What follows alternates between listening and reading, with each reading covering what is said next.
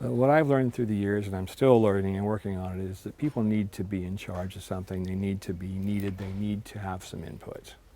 That's been my biggest challenge through the years is, at the end of the day, they clock out and go home. They come back tomorrow. But they need the same type of satisfaction from a job well done that I do. This is Small Business Celebration. Welcome, where we're celebrating small businesses for big breakthroughs.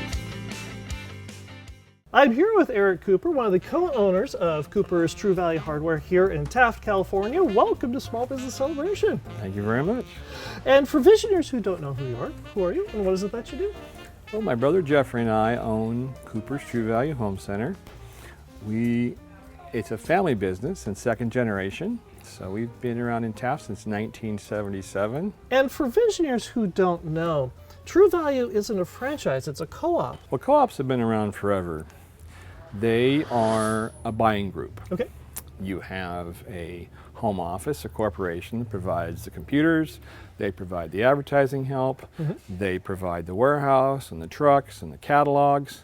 That's where our cost is. Right. We pay a monthly fee to have all those services. Have a truck that comes twice a week and all that. Exactly. Right. So on that truck, we have the opportunity to order whatever we need out of the catalog and whatever quantity. Right. So it allows us the opportunity to have a one-stop shop without having to order from a bunch of different vendors, paying a bunch of different shipping fees, Right. and having minimums like a case or two or Right. lots of other stuff. So the cooperative has been around in various types of businesses. Hardware stores have done it for a long time, Right. but we're all individually owned, and because we're a cooperative, we're not kind of stuck with the same rules you would have as a franchise, like McDonald's or something like that. Right. We can do whatever we want, we can order from whoever we want, but the key is trying to buy as much from True Value, which gives them buying power Right. and keeps them out there having negotiating power with the vendors to try to compete with all the other stores out there. And at the same time, if you need to order one ball peen hammer, you don't have to buy a case of them. Right. It also allows you to carry other kinds of merchandise as well. Because one of the things I noticed when I first came into the store is you walk in and you have dog food. That's not a hardware store thing. The beauty of a hardware store is there's a lot of things people don't think of, and it still cracks me up today. Right. My customers, I didn't know you sold this or that. Right. We answer the needs of the community, and because my brother and I are here pretty much every day, Right. we can get feedback from our employees and our customers on what they're looking for. Right. And a lot of that has to do with the changes in the retail environment. For years, we stayed away from animal feed and dog food because our local farm and ranch supply was here. Sure.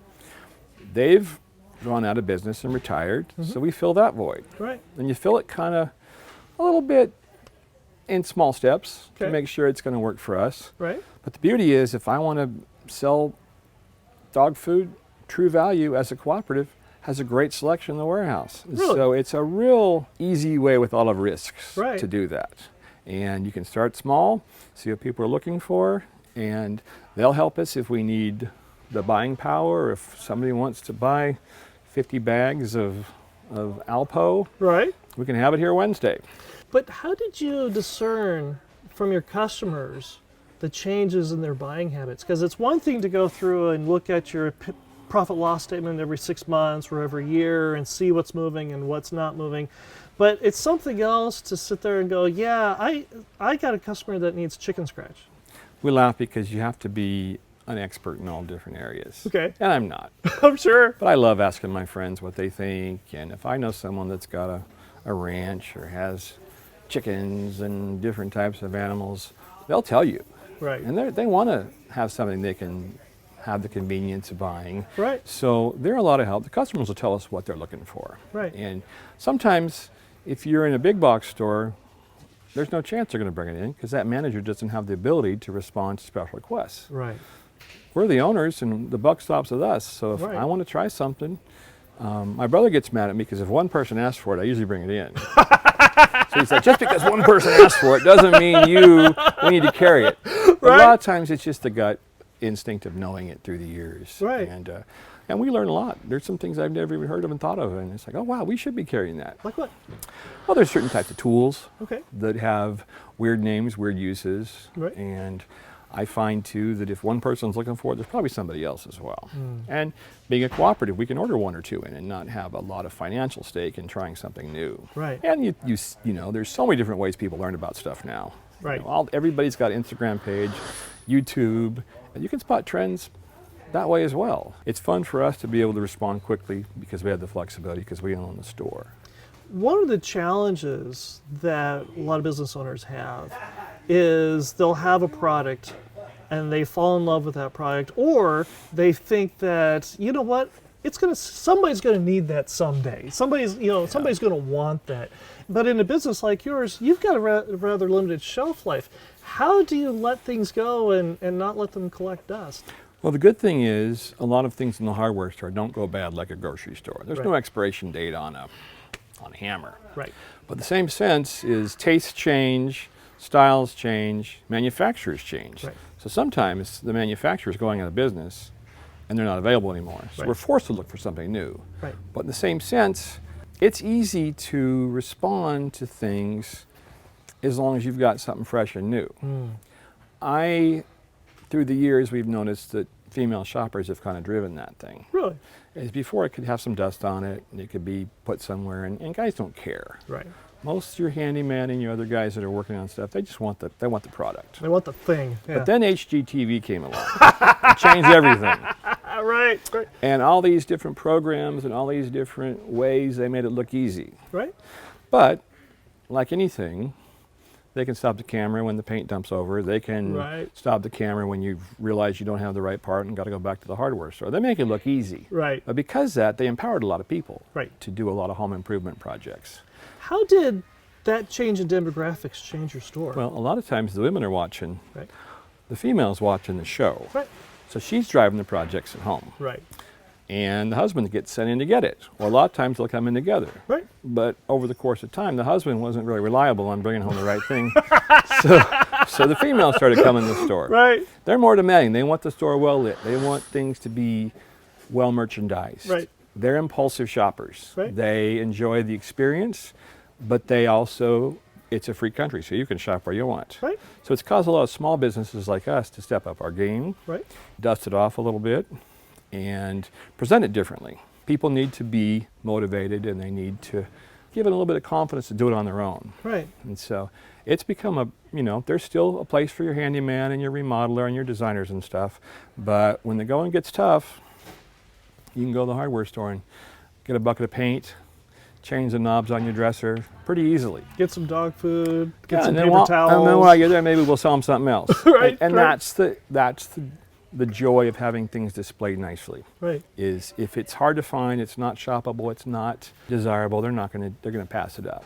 But when things are there, I'll see people with a handful of stuff. They go, I came in for a light bulb, dang you, Eric. Right. You know, and I go, well, can I get you a cart? You know, we have fun with it. And it happens all the time. People find stuff they didn't think they needed or they didn't think we carried. You also mentioned at one point in our previous conversation that you can't sell your way out of an empty truck. I think people have to keep in mind that, we've all been kind of spoiled by big selections and big presentations. Right. Hardware store people have to be really choosy and selective and smart on how they buy and how they display their merchandise. Right. But we've also educated our customer to watch for deals. And the art of the deal is probably a real proud thing for a lot of people. Right. For us, I'm not excited when someone gets 75% off something. 75% off. Right. But what happens is they'll see it presented on, right after October, right after Halloween on the shelf, and it's Christmas. They know it's going to be marked down if it doesn't sell. Right. So they're willing to take that risk. Right. And if it hasn't sold by then, they know we're going to mark it down to make room for other stuff. Right. And no one wants to hold on to merchandise that maybe wasn't the best choice by the buyer Right. or wasn't what was in right now. So for us, you can't sell, you got to be prepared and you have to have that fine line of keeping stuff in stock, but realizing that everything in here we've paid for already. Right. So, It's got to go. it may be paid for, but we still got to pay the employees, we still got to pay rent, we still got to Right. pay taxes. Sure. So it's one of those things where you just kind of figure out what you want to compete in and what battles you want to fight. Is that the reason why you don't have a lot of Christmas trees and other holiday items? Yeah, I mean, 50 years ago, this was where people came to get their Christmas stuff. Right. But now you can order a tree on Amazon and have it tomorrow, Right. and the shipping will probably be free. Right. And you can go to the grocery store and probably find some of the same merchandise we're selling. Or you can, you go into Home Depot or Lowe's, and the selection is just amazing. Right. So we have always tried to not fight a battle we can't win. Right. So we look for those niches, we look for those things that aren't being met. Right now, with the barrage of dollar stores, we've brought back vacuum cleaners, we brought back small appliances, Really? we brought back microwaves, things that aren't typically on a dollar store shelf because Right. they have a higher ticket price. Right. So that's been a real good thing for us is as the retailers close and move on, like Kmart and Sears and Right. all the other small town retailers that filled that void for years, we're kind of coming back to the old days, bringing in things that people are looking for. And you'd be surprising what it is. It's pretty interesting. And that brings us to our first Visioneer question, courtesy of Mike Saba, a Zillow Premier agent with Watson Realty, selling Bakersfield homes since 1992. Give Mike Saba a call at 661-203-8406 or reach him at mikesaba1@icloud.com. Visioneer Jordan from right here in Taft asks, what tax write-offs for your customers have you had the most fun with? One of the fun things about tax write-offs is everybody has them. Right. And for us, it's writing off dead merchandise. It's writing off things that can be sent to or donated to Habitat for Humanity Right. or other causes around town. Even nonprofit groups that do yard sales. We'll call them up and say, have I got a load for you? Bring a pickup truck. Right.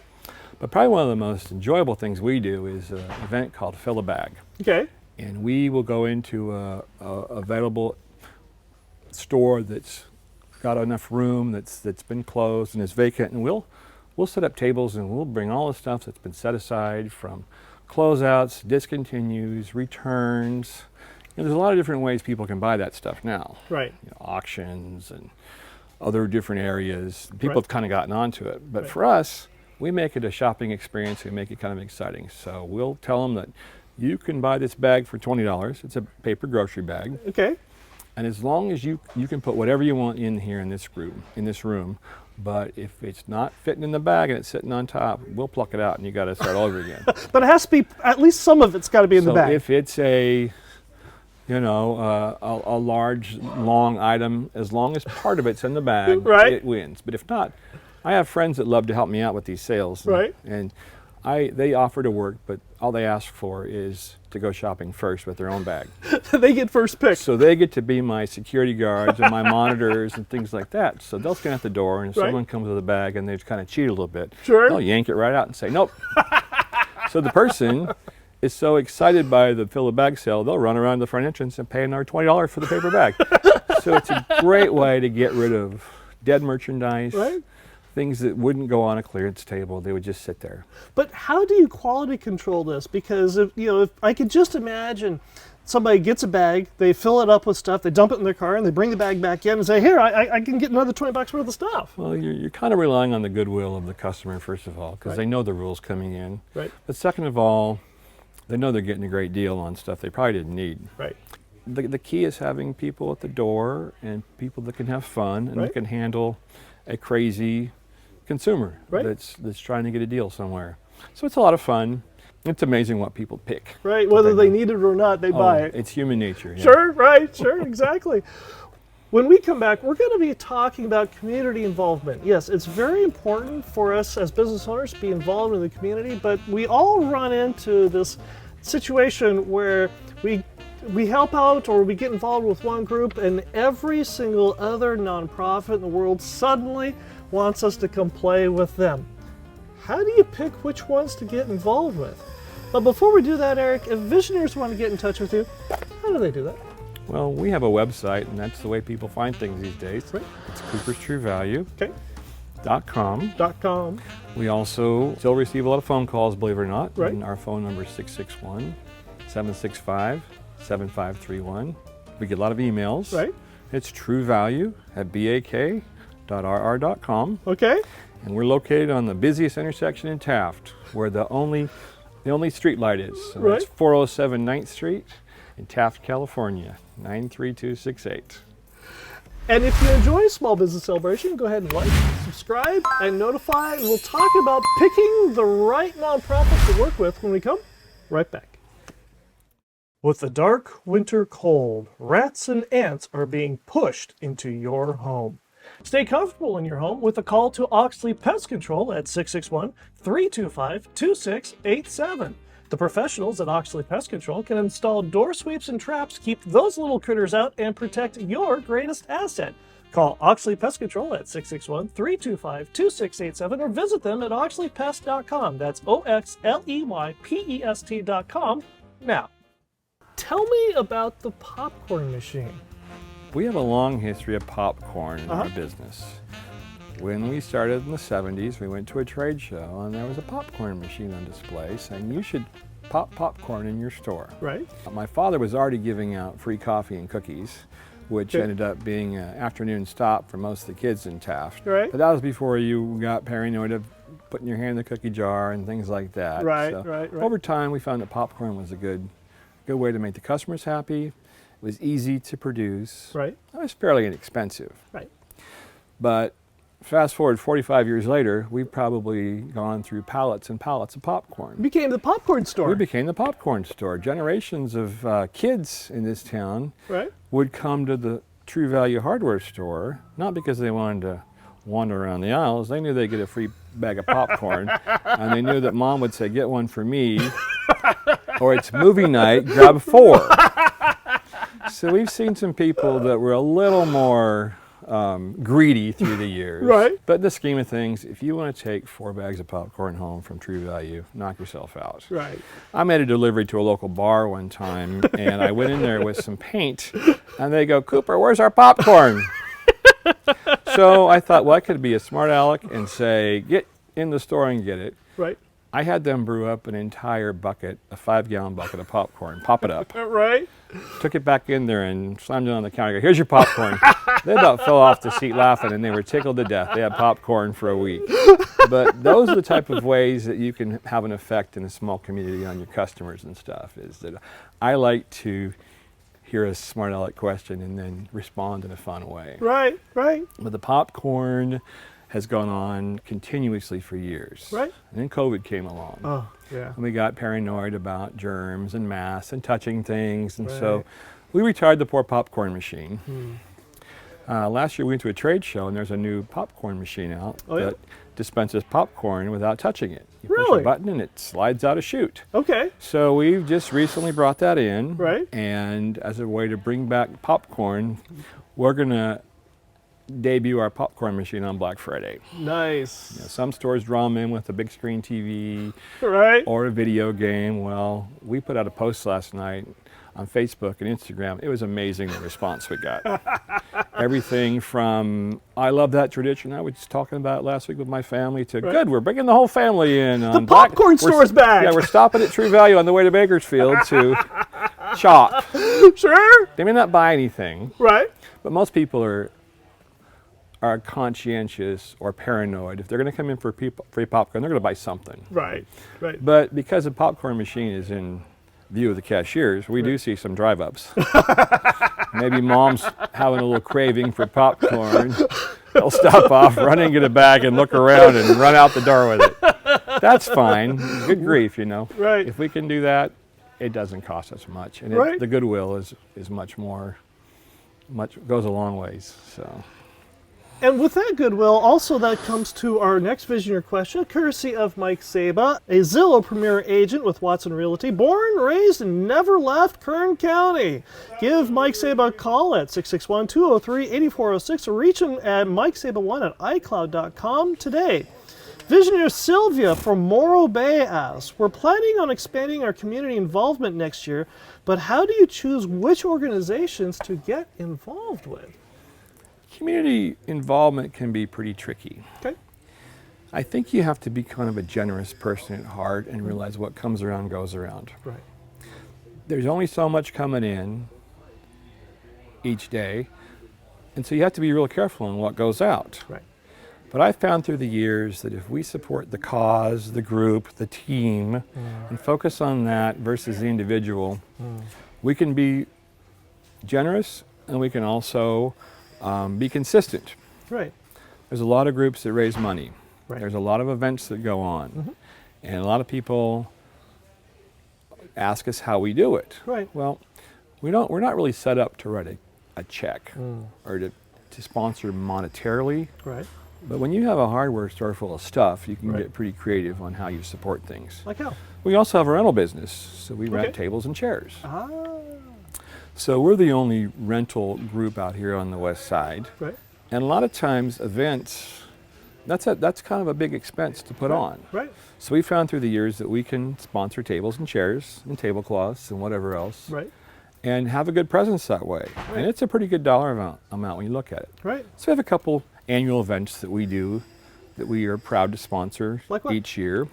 Taft College has a big thing called the Cougar Cookout. Right. That's how we met. Yes, and it takes place out in the open area. That's quite an event, and Right. there's a lot that goes into it. And it's one of those events where kind of if you're somebody, you go to it. Right. And if you're not somebody, you go to it too. Right. So for us, it gives us some exposure, it gives some goodwill, allows us to be part of the event and part of the solution. Right. And in the end, it's not a big expense. Right. You know, the biggest part is the labor and the things to get it set up and torn down. Are you involved with Oil Dorado? Well, El Dorado, for people that aren't familiar with El Dorado, Right. it is the celebration of oil and the petroleum industry. Right. Which is the main industry of Taft. It's Right. our bread and butter. It's like garlic is to Gilroy. It's what Right. strawberries is to, Arroyo Grande or over at the coast. So Right. our festival celebrates oil. Sure. And when El Dorado was started in the 30s, Right. it was just an opportunity to put an event on. Right. Local business people got involved. Well, El Dorado is very near and dear to my heart. I've been involved with it for over 20 years. Congratulations. And I'm on the board and I'm a past president. But that's one of the great things about being self-employed and having a family business is you Right. have the time to commit to outside activities that benefit your community. Right. And El Dorado is held every 5 years Right. because it's such a production to put on. Right. It's all volunteers. Right. So as opposed to doing it every year and burning out the volunteers, we let them rest for 5 years. Right. But a lot happens in 5 years. Right. You're right. Time flies. Sure. Right. And it's time already. We're doing Yeah, this again. Yeah. 2025 is the next El Dorado. It's Right. held every October. Right. But it is a time when people forget that they may be unemployed and that things are tough. It's a 2-week celebration, 10 days of parades, parties, concerts. We have a carnival. We have an air show. We do a hot air balloon festival. Right. There's so many great things that come about that. It's Taft's family reunion every 5 years. And people come from all over the world. It's one of the top tourist events, top events in Kern County. Right. I'm lucky to be in a position to where I can put the time and energy forth and that we can make contributions and help it be successful Right. through the store. With being able to supply tables and chairs to organizations like the Taft College Foundation for their annual event, as well as being a part of Oil Dorado, at some point you have to put a set of rules in place that says this is what we will associate ourselves with, these are things that we won't. What are those rules that you've established and why did you create them? You can't be everything to everybody, first of all. With that, we just try to pick and choose something that's positive, something that gives us good exposure. Everybody wants something Right. as a trade-off. Right. I don't think of it as what's in it for me if somebody comes to me and asks for a door prize for their church carnival. Right. But by having a giving heart, by knowing that word of mouth is very effective, Right. it's easier to say yes and give them an ice cream freezer or some other type of fun item Right. that's part of their raffle. Right. It really gives us a positive exposure. It allows people to have a good drawing or event where there's a door prize involved, Right. and it keeps our customers happy. Right. And it's a trade-off. I mean, we've been selling stuff for years. Right. So a lot of people think that we're raking in the dough, Right. when in reality, there's a lot of overhead, a lot of costs. Right. But by giving somebody a door prize that will help their event be successful, it generates a lot of goodwill, and it's fun to do. It sounds like the part of the rules that you've created is tables and chairs, yes. Door prize under a certain amount or something like. Am I getting the right gist of this? And the fun part is gauging how big the event is. Ah, okay. You know, if it's 12 people having a car wash, Right. it's different than a Toys for Tots toy run Right. or a large event that's annual where a lot of people go to. Right. So if it's a golf tournament, I'll do a barbecue or something. Right. So you kind of gauge how many of your customers are there Right. and how many people will see it. Right. But in the end, something's appropriate for them. They'll have fun awarding and giving out. And it gives us a lot of exposure. Was your dad your biggest teacher in the store? My dad was my biggest teacher after the fact. Okay. As a kid, my father was very quiet. He was non-confrontational. Mhm. He worked for a bank that gave farm loans before we got in the hardware business. He grew up on a farm in Arizona. And he was very different than me. Mm. And as a kid, you kind of resent that. Right. They weren't the town socialites. They weren't the ones that encouraged all the crazy things. They were steady and they were good. Right. And it took me years after the fact to appreciate that. My dad wasn't a joiner. Right. I'm a joiner. Right. He was very dedicated to the store and very dedicated to what he did, and that was his comfort level. But looking back, there are things that I see that my father did where he's my hero now. He's been gone for a while, but just today I was thinking about him on the way he would handle situations or conversations he had with somebody 20 years ago in this, in the store, where someone would say, "I really miss your dad." Right. He was great to talk to. He was the most helpful guy. We're not sure why he wanted to be in the hardware business. Right. He was a good tinkerer, Right. but it turned out being a great career for him. And he did things differently than Jeff and I do. But there's still things here in the store, a work area he sat at where he has his tools, or he did things that were really peculiar back then to me Right. that are brilliant now. Such as? Well, he had a cart that was converted into a mobile workshop. And on that cart, he would use it when he ordered. And he hated having to go look for things he saw was wrong. So he had a pickup stick on there. He had every size hook you can imagine. He had a tape measure. He had a notebook. He had a place made out of a coffee cup holder made out of ABS pipe that he glued on. Right. My dad was definitely function over form, Got it. but he didn't really care what people thought. Right. He was just King Cooper. Right. And so many people realized that and saw that. It's pretty hard to just be happy with what you got. And my dad was that way. And we've learned a lot through the years. You can't be everything to everybody. But he was really genuine, and he was helpful. He liked to help people. And one-on-one, it was a great conversation. But he wouldn't be the guy planning El Dorado. He wouldn't be the guy joining Kiwanis. Right. So that's how we're different, is that I find joy in community events and helping see other people have a good time. It's really where it kind of boils down to. It's like I like putting on the show. And my son has kind of taken on that type of persona too. As a trick-or-treater, he'd rather hand out candy than be the recipient. Right. In fact, he'd go, "Hey, Dad, there's more customers coming to the door." He didn't call them trick-or-treaters, he called them customers. Customers. And then in a lot of ways they were. Right. What's one piece of business advice that you have given over and over and over again that nobody listens to? You got to stick with something. You got to pick your battles, and if it's a labor love, it'll be successful for you. But don't do it because it's a popular thing to do or it's the social club to be involved with in town. Do what makes you happy, and in turn, it'll benefit others and make others happy too. And I've never been caught up in trying to be in the right group or the right service club or run for an office because I have a bone to pick.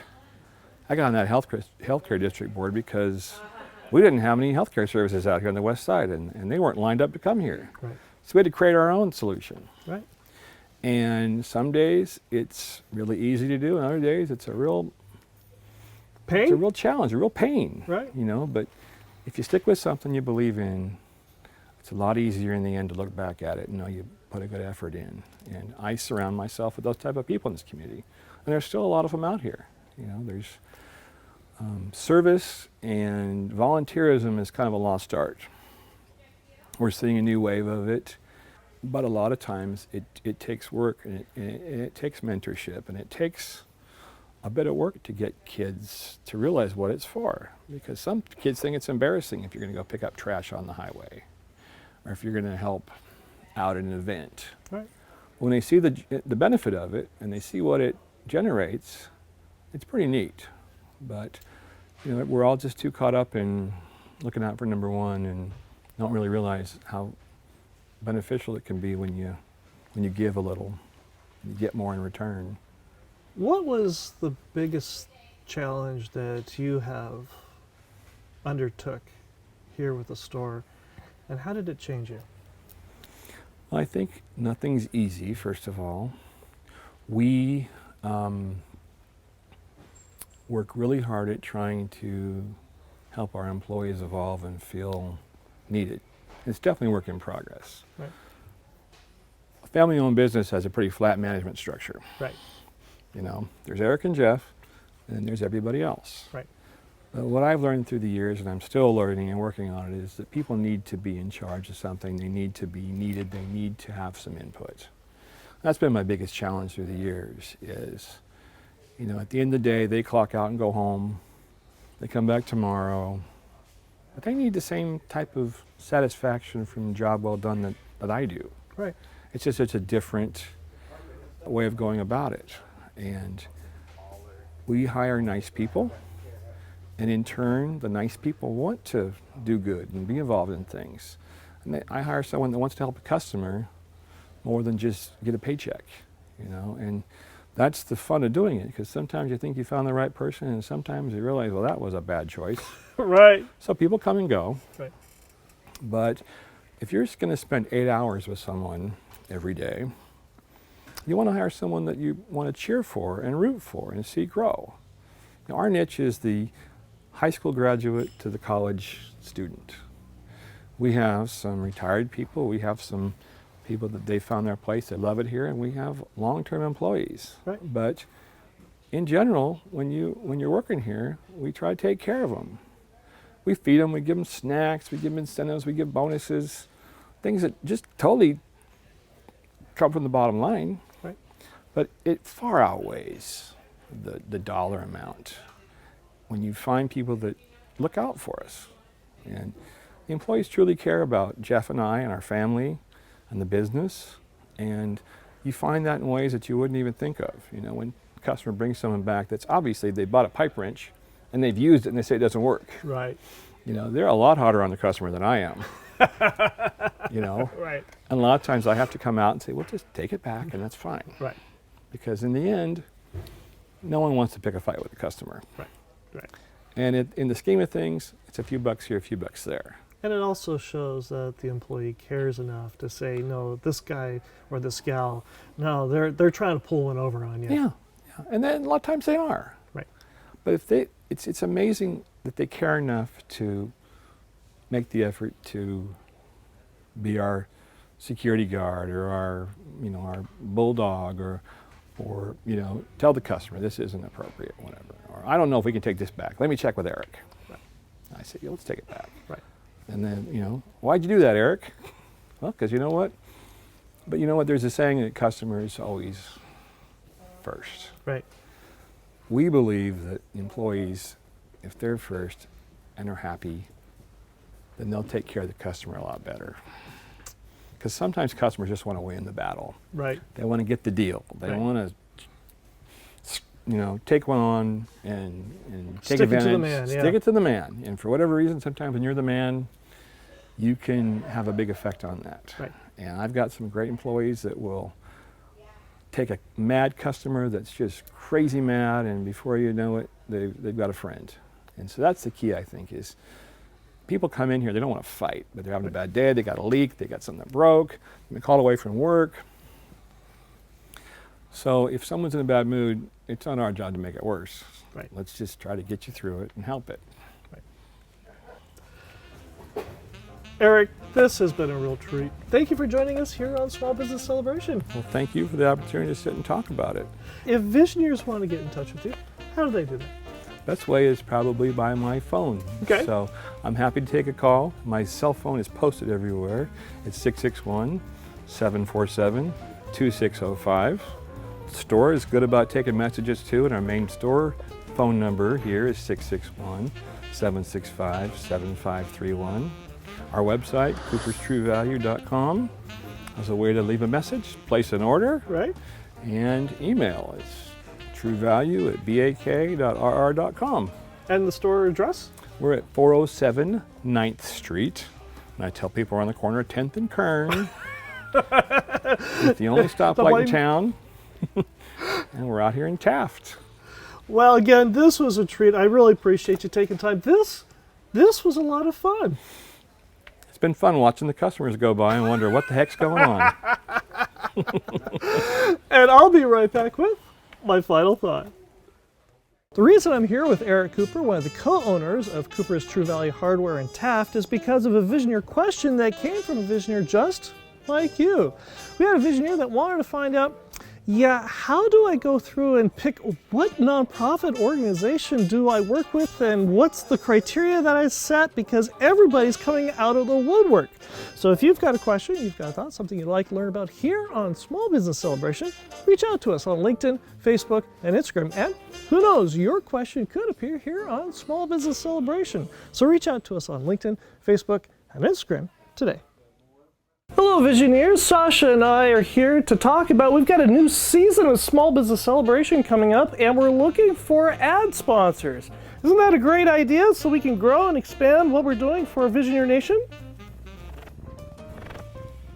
Yeah, he thinks so too. So if you've got a business, you've got a service that you like to promote to Visioneer Nation, reach out to us on LinkedIn, Facebook, and Instagram today.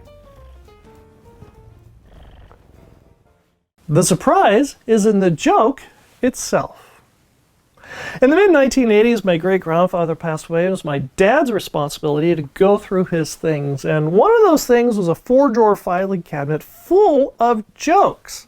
The reason being, my great-grandfather always felt he didn't have a sense of humor. So when somebody told a joke that he liked, he would go back into his office and he would studiously write down the joke and studiously file that joke in the filing cabinet, so that when he had a new prospect coming in or a good client, he always had a joke at the ready. This lesson wasn't lost on me. Principally being that with Small Business Celebration and my guests, when I sit down to interview them, that's often the very first time I've ever met them. Yes, we talk on the phone beforehand, but I don't actually get to meet them in person until we actually do the conversation. And as a result, I learned from my great-grandfather that if you tell a joke, it helps put them at ease. And I've also done a little bit of research before the interview that's also industry specific, so it helps increase the comfort level of the joke. And one of the things I also noticed is that when I started taking those jokes and I started putting them into the credits because I needed something for content, it was a hit with you, Visioneer Nation. How was I supposed to know? How was I supposed to know that I'd stumble upon something that make things even better for Visioneers like you? The surprise was in the joke itself. I hope you enjoyed our conversation this week with Eric Cooper, the co-owner of Cooper's True Value Hardware in Taft, California. And I hope you learned something that you can use today to grow a strong and profitable business. And until next week, when we have a very special guest for our 250th episode, me! And we'll see you then. By the way, what common item is sold in a hardware store that you use to attach a duck to a fence? Well, I would think probably duct tape is. Right! Yes! Congratulations! Well done, you! That's hilarious. Or a zip tie, probably. Those are the common hardware store tools. My wife said nail gun. Yep. Or Velcro, who knows? Why can't a hardware store get sued for selling a bucket with holes in it? I don't know. Well, because the case won't hold water. It goes on and on. There are so many good hardware store jokes. Some are more crude than others, but you know. No! Those tools in the hardware store have many names. They sure do. Shall we start? Sure. Okay.